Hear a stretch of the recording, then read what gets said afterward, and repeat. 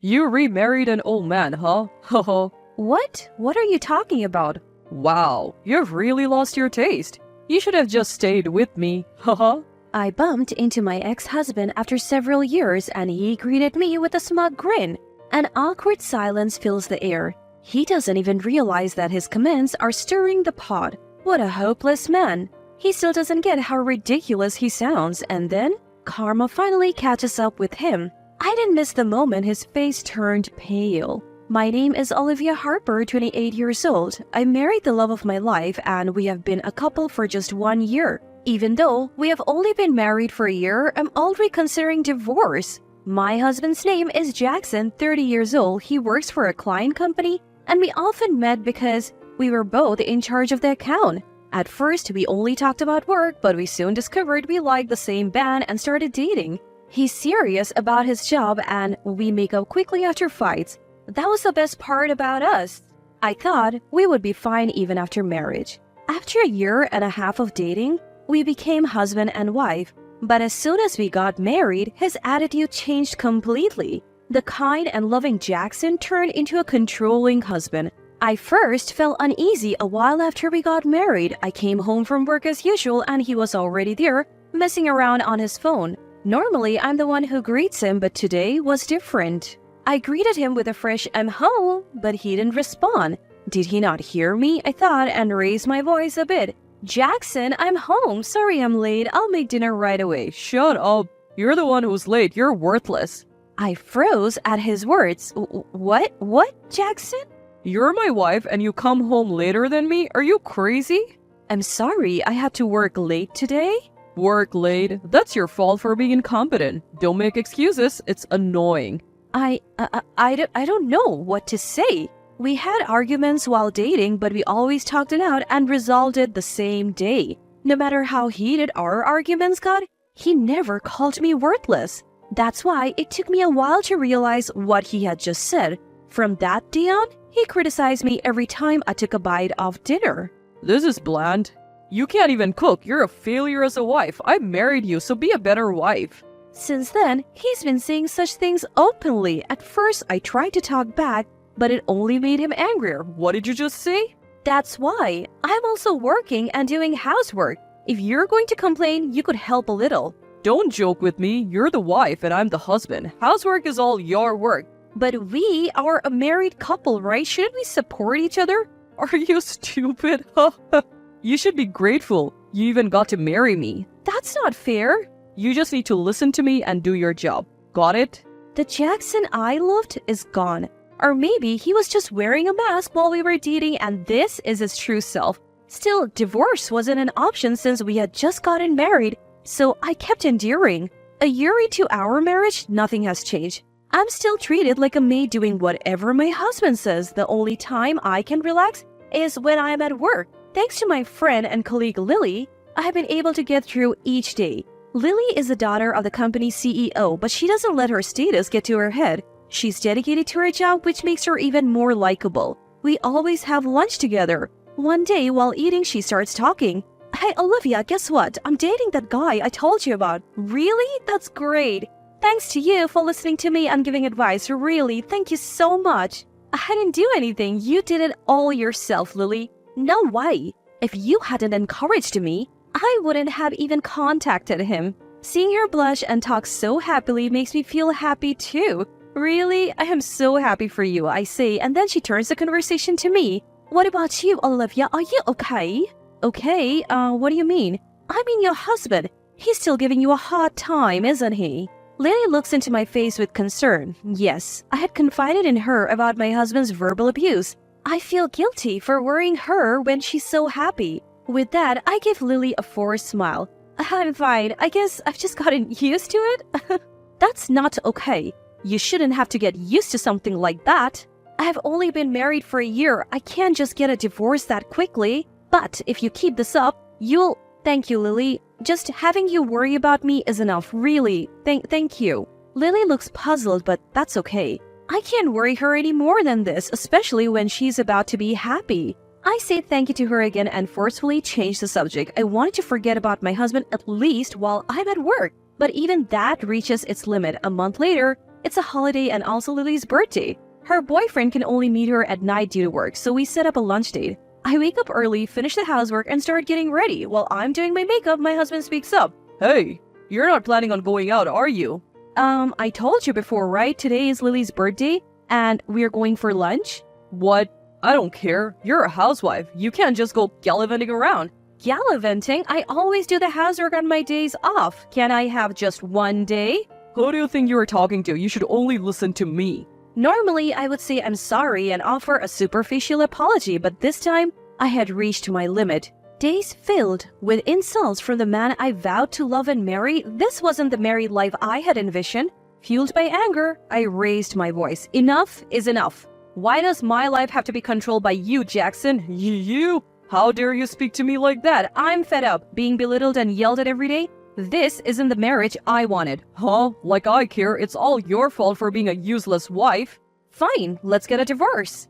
At those words, his eyes widened in disbelief. He probably never expected me to be the one to suggest divorce. His face tightened as he asked, "Are you serious?" I resolutely replied to him, "Absolutely. I should have made this decision much sooner. I hesitated because we were newlyweds, but that doesn't matter now. I should have left someone like you a long time ago." What? So now it's all my fault? Fine, let's divorce. But no alimony, got it? If that's what it takes to divorce you, I'll gladly accept. You'll regret this, you hear me? He stormed out and returned with divorce papers. He signs it on the spot and points it at me. I happily signed them on the spot, and so we were officially divorced. Until I found a new place, I stayed in a monthly apartment near my work. I only told Lily and my direct boss, Anderson, about the details, finally reclaiming some time for myself.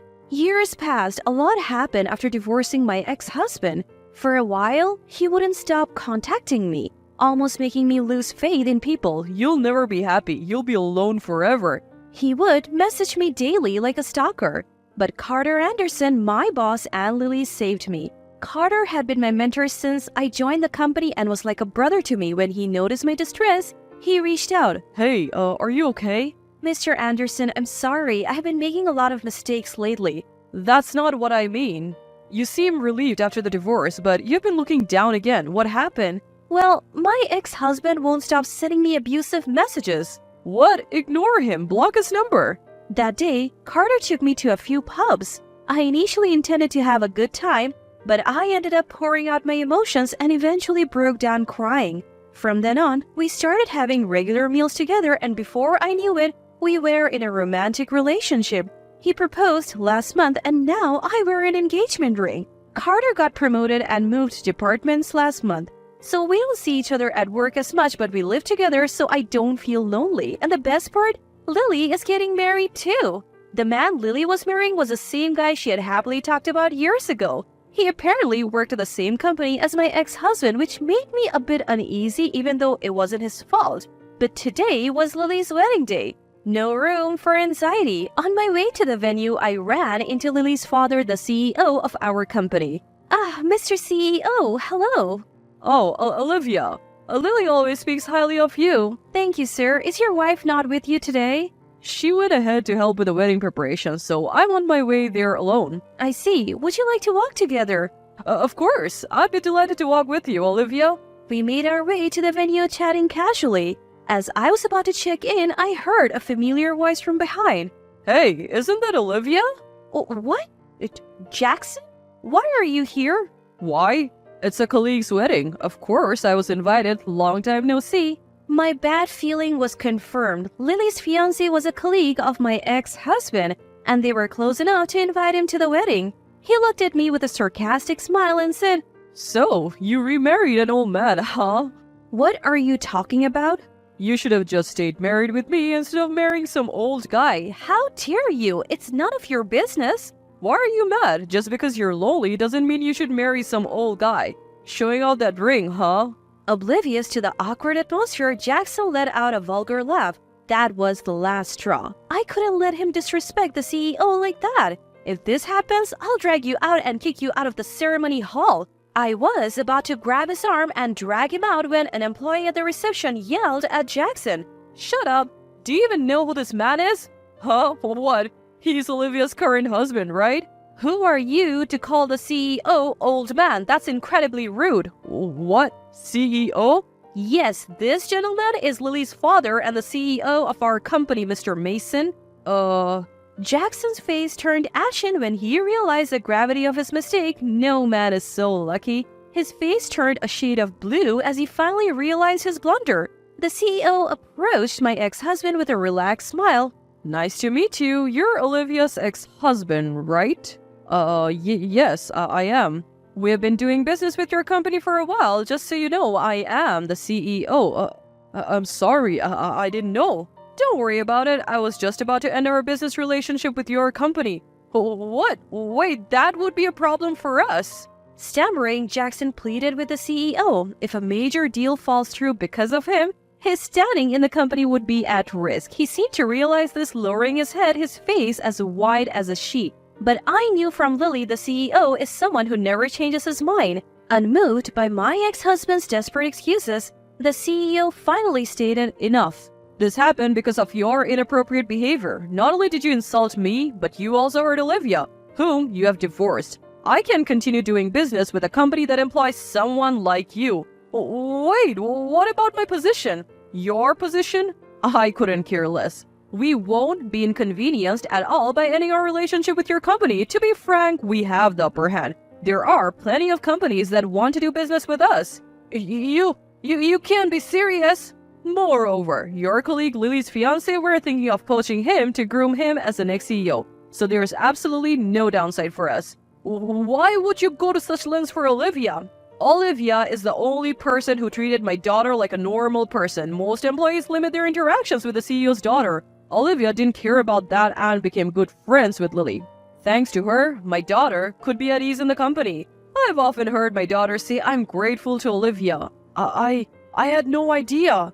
Anyone who hurts someone my daughter is grateful to won't be forgiven by me. At the CEO's words, his shoulders trembled violently. Unable to bear the cold stares around him, he collapsed to his knees. I looked down at him calmly. Do you understand now how unreasonable you have been? Olivia, help me. I can't go on like this. Thanks to you for divorcing me.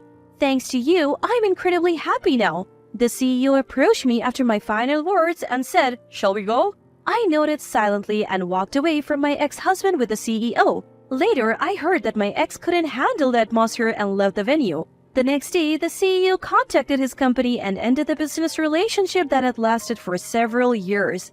Jackson was held accountable, losing any chance of promotion and even facing a pay cut.